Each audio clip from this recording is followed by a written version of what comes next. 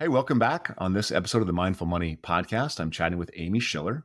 Amy is a writer and political philosopher. She's currently a visiting scholar at Dartmouth College. She's held additional fellowships at Stanford, Bard, City University of New York, where she received her PhD. She's had a 15-year career in major gift fundraising. Her writing has been seen in the Washington Post, the Atlantic, the Nation, the Daily Beast. She's been quoted in the New York Times, the New Yorker, Bloomberg, and Slate, probably other places I didn't dig out. I wanted to have Amy on the Mindful Money podcast to discuss her new book, The Price of Humanity, How Philanthropy Went Wrong and How to Fix It, published in December 23 by Melville House. Amy, welcome to the Mindful Money podcast. Thanks so much for having me. I'm excited for the conversation. I said this a second ago. I think I have become part of the problem. And you were so graciously saying I might be part of the solution as well. So we'll see. But before we begin, where do you call home and where are you connecting from? I reside primarily in Burlington, Vermont, a New Yorker constitutionally and logistically part-time. Spent a long time in the city. I'm a Clevelander originally, which you will see sort of referenced at several points in the book, including the prominent position of LeBron James, a couple of other things. So there's a couple of nodes, but I would say right now I primarily split my time between Burlington and New York.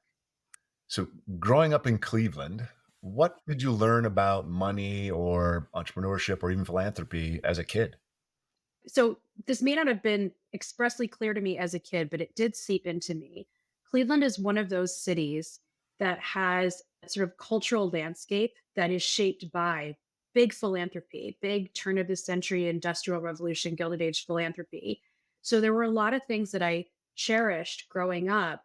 Our art museum, our symphony, a lot of the metro parks. There's all these beautiful cultural and natural resources that are underwritten by philanthropy and by endowments that have their origin in major philanthropy and a sort of high watermark for the city and for that kind of giving. And that ended up being something I wrote about extensively in the book. I think more diffusely, I was very embedded in community, both in Cleveland and in a place slightly west of Cleveland where we have a deep community at the Chautauqua Institution, which is a place that's also underwritten by a lot of philanthropy, but also a lot of community action and connection. So I saw a very rich civic fabric all around me and started to piece together that was the product of a lot of people's effort and attention and their money. And started to see the real upsides of having those resources available and deployed for the purpose of sort of sustaining that ecosystem. So before we dig into how philanthropy is broken, why is it important? Like why you just named a few things, like some legacy philanthropy, but why is it important as part of the fabric of our culture? I defend philanthropy. I want to redeem philanthropy because it is the kind of money that can affirm people's value and the values of our communities beyond their productivity, beyond their efficiency, beyond their market performance. I think that's so important now as so many things are getting sort of squeezed into that model. So many institutions are finding themselves pressured to prove themselves as somehow viable for a market or some kind of self-sustaining model. And philanthropy is this wonderful opportunity to engage with money as an expression of intrinsic value.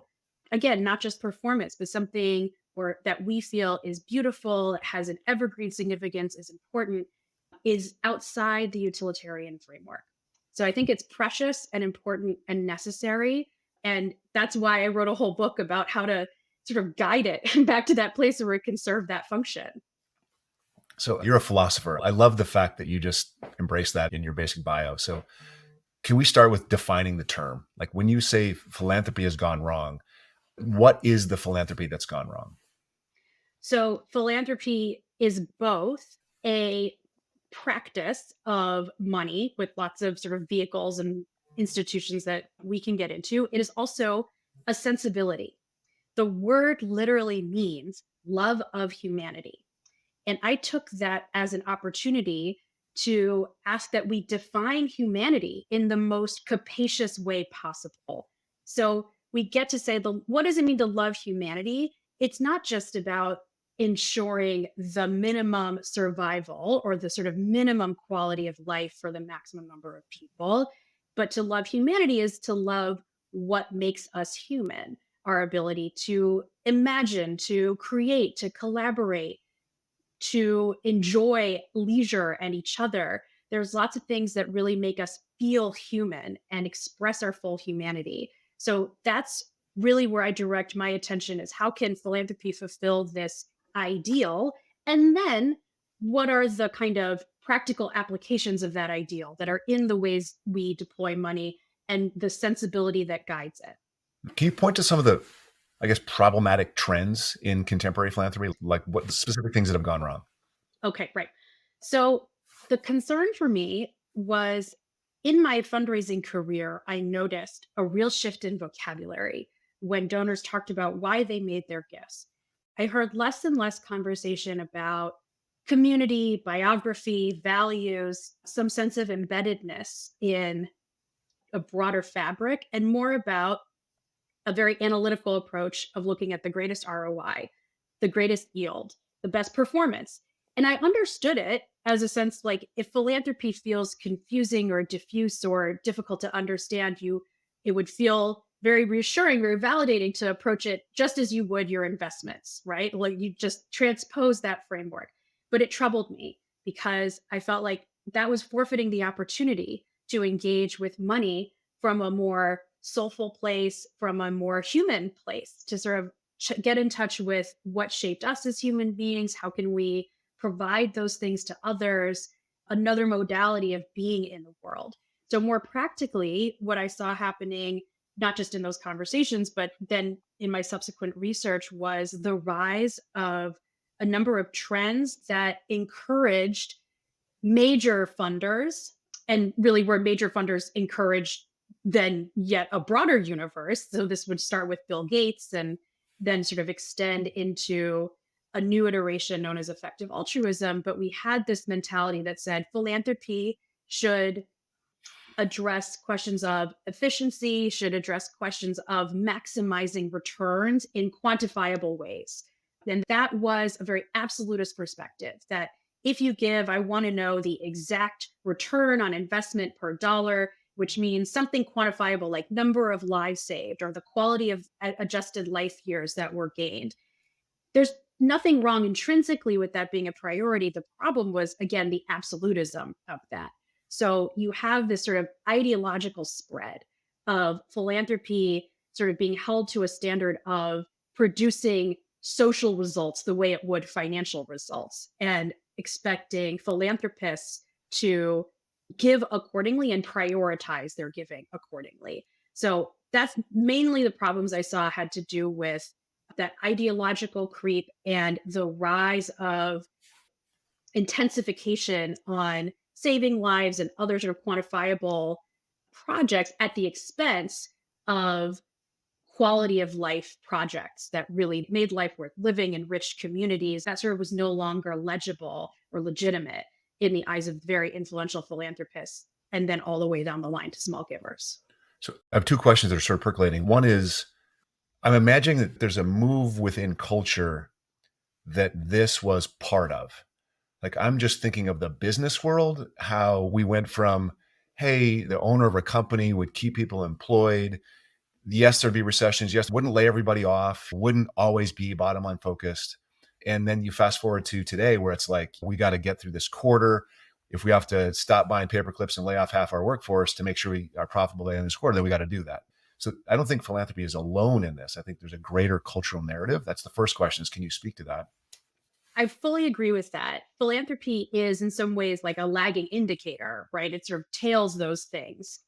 I'll go back to what I said at the beginning, which is there is a unique, is tragedy maybe too strong a word, but there's a unique loss in philanthropy getting swept up in that shift because it has the potential to serve such a strong countervailing role. And so to see that getting sort of subsumed into that shift into a kind of ruthless performance orientation to me felt uniquely troubling. So the second thing is, so I just want to push back a little bit, and maybe you've heard this before. It seems to me like some of the largest recipients of philanthropy are arts organizations, museums, etc. And how does that square? Because that seems to be like quality of life, values oriented, not saving lives, not feeding people, those kinds of things. So how does that square? Or am I wrong about that? I could be just wrong too. I think arts organizations in the latest Giving USA survey are maybe number 9, either 8 or 9 in terms of the sector breakdown. And in fact, if you look at the like, top 100 recipients, I think only one of them is a museum, and it's the Metropolitan Museum of Art. So more often you will get, sometimes you'll get like humanitarian organizations, you'll get medical centers, and you'll get universities.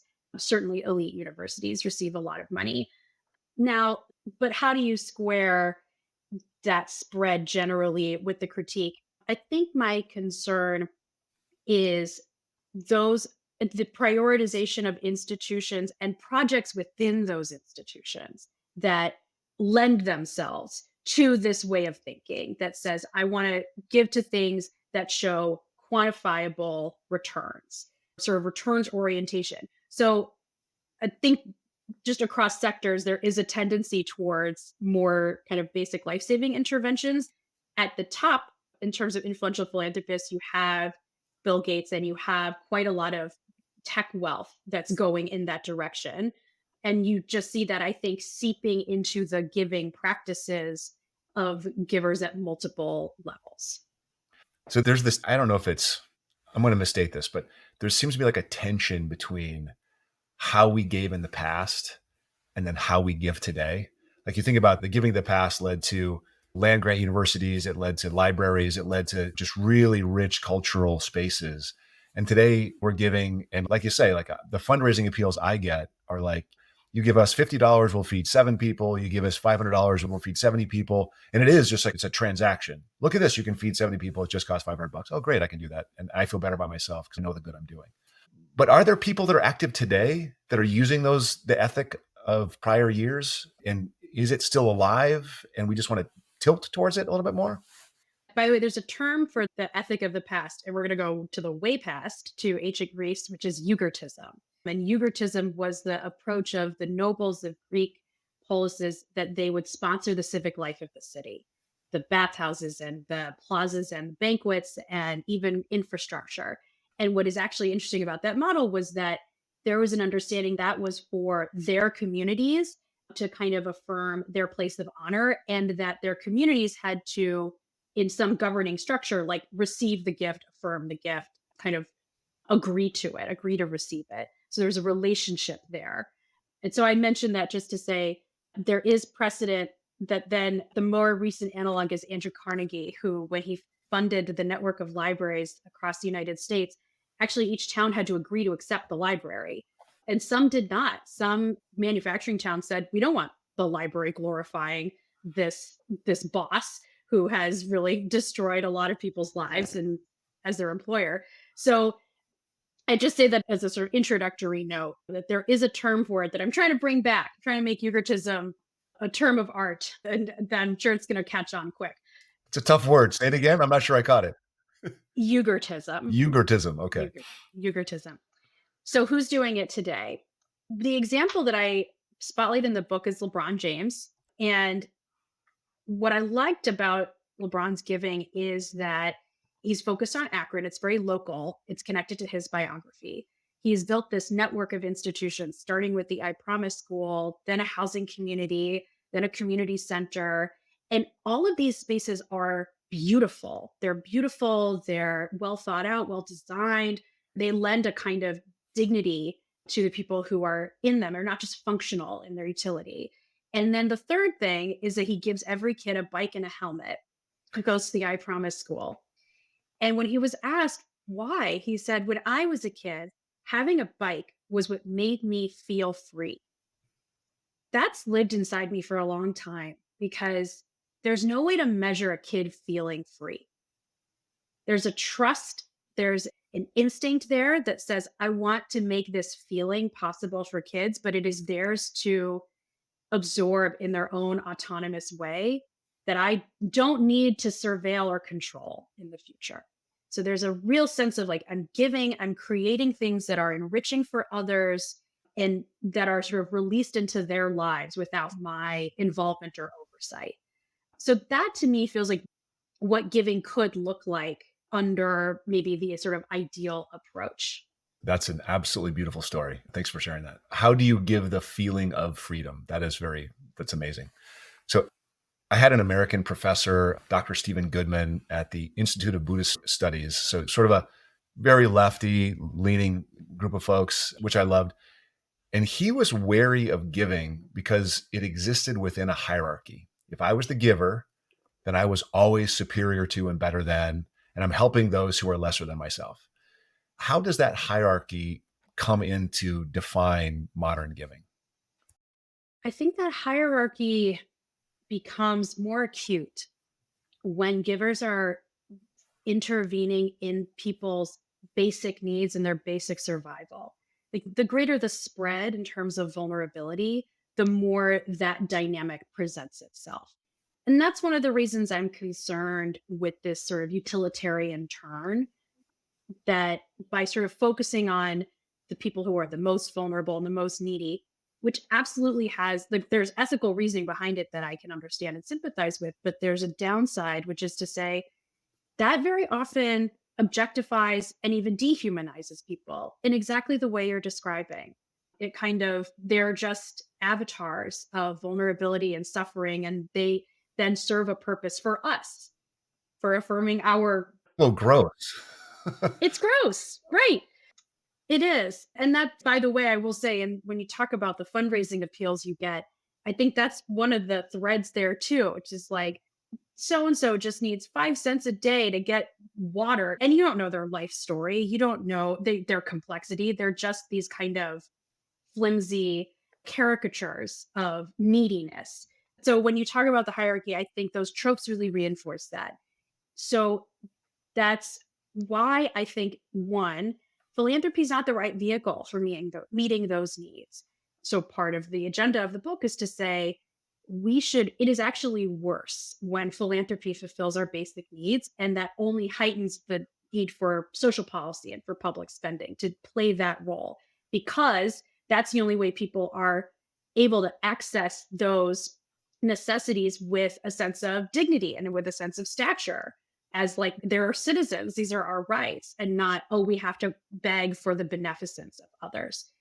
When you get beyond that and you're talking about these kinds of higher order goods in life that have to do with culture, that have to do with leisure, that have to do with knowledge and fulfillment, I think there can be a less strained version of that dynamic, because it really is about making the best things in life available to all people. So there is something actually affirming and ennobling and dignified about that exchange that says these people deserve the best of things, not just to the minimum they need to survive. I want to make great things available to people. That's more affirming. So I think it's a softer and maybe even sort of de escalated version of that power dynamic you're describing. So we're sort of just touching on what I think is maybe the most important concept here. And to me, it was anyways, and maybe you didn't intend it as this, but I have a sense that you're using philanthropy as a doorway to talk about our Western cultural choices. Like we chose in the US to keep tax rates low. And so that allows wealth creation. It stimulates a certain form of redistribution, but a limited form. And the backfill through maybe I don't want to sort of the Christian, give back, tithing, the whole thing. So how do we think of philanthropy in the context of a capitalist structure? Because I do believe that capitalism has done a lot of good. Like we have actually solved a lot of problems. It's very positive. I do maybe I want to be careful not to be too biased. Personally, I like not having a 70% tax rate because I'm sure I would be in it. And so how do we reconcile this? Like, how do we bring these two things together? Well, let me thank you very much for perceiving philanthropy as a doorway. I love that. A doorway into even bigger questions. So let me tell you, the section that really focuses on philanthropy's relationship to capitalism was the thorniest to write. I bet. Yeah. Thorniest to read too. Oh, good. Thank you. So I landed at this place of thinking, okay, what I really want to propose is a multivalent approach, a kind of balanced approach between what is the role of capitalism in creating not just wealth, but creating civilization in its way. What is the role of government for redistributing those like that wealth and those resources so that there's stability in our civilization and so that we have a kind of baseline of dignity for everyone. And then is there also then space for philanthropy to serve this really unique role that kind of nothing else can play, that because it doesn't have to obey the demands of the market and it doesn't have to obey the sort of mandate of cost efficiency that governments have to submit themselves to, but it can be really visionary and it can say, I want to build this library, this museum, this park that is the kind of lavishness of aristocracy and all its opulence, but made possible for lots of people, right? There, it has that freedom, it has that almost quixotic quality to it, and that there's something affirming about making these things that seem like luxuries, seem like frivolities, actually part of everyone's life. So for me, it was really about saying, I know I reject the absolutism that says like down with capitalism, although I do see it needing to be much more constrained than it is currently in terms of sort of approaches to taxation. Perhaps I'm more aligned with a higher tax rate than you are. I would like to see government sort of assume its appropriate responsibility. So I neither wanted to like, I didn't want to reject anything. I wanted to put everything in productive relationship with each other. So, are you saying something? There's this constant conversation that you hear, and we're going to hear it probably more this year, though politics is changing, that many people would prefer the capitalism that exists in like Northern European countries, where you do have the higher tax rates, you do have sort of everyone has housing and it's quality housing and it's available to everybody. And even the lowest economic thresholds have access to different things, but that comes with higher tax rates. Are you just advocating that, or is there a that plus something? It is that plus. If it's about putting things in productive relationship, the way that the shorthand for this in the book is government for bread, philanthropy for roses. Yep. So bread and roses being the sort of slogan of the labor movement, of, like not only our daily sustenance, but the best things in life too. And so it is to say, okay, this is a moving target. I don't think any approach will perfectly achieve this equilibrium, but the plus is there room where we are not wholly dependent on any one pocket of money for needs, and can they fulfill the right balance of those? So can we embrace the fact that we want private money, we actually want, maybe we want some fortunes to develop so that they can make great things possible for lots of people, a la Carnegie and the libraries. Can we do that in a way that maybe comes with fewer downsides as far as labor practices? It just is like neither, not rejecting any of those options, but trying to place them in balance. So I think philanthropy